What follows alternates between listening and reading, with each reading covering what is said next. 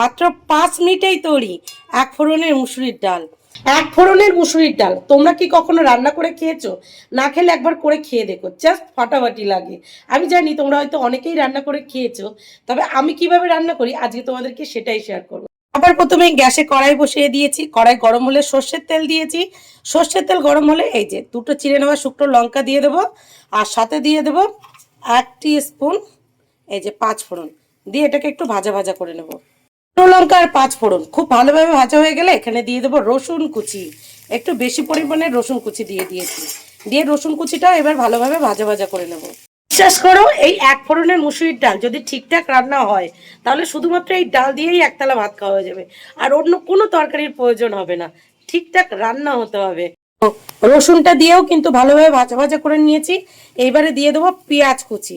এটা হলো এই কাঁচা লঙ্কা, আমি কাঁচা লঙ্কাগুলো ছোট ছোট পিস পিস করে নিয়েছি, তোমরা চাইলে চিড়েও নিতে পারো। এইবার সমস্তটা খুব ভালোভাবে ভেজে নেব।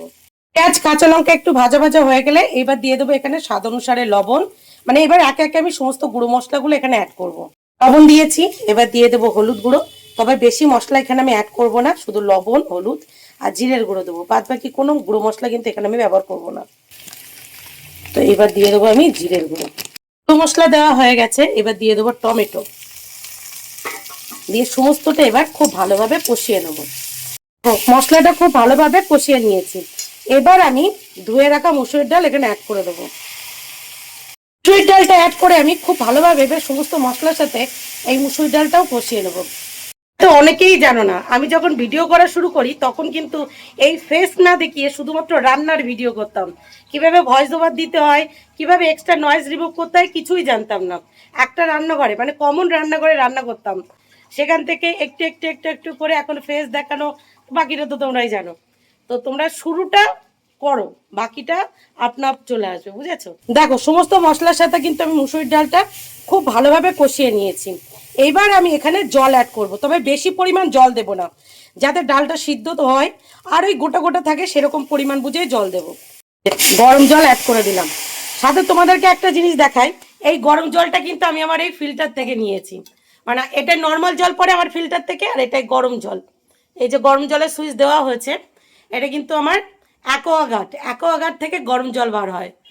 এই যে দেখো আমার অ্যাকোয়াগার্ড ফিল্টার থেকে গরম জল বার হচ্ছে, আলাদা করে আবার আর গরম জল করতে হচ্ছে না। আর সুইচটা অনেকক্ষণ দেওয়া ছিল, জল অনেকটাই গরম হয়ে গেছে।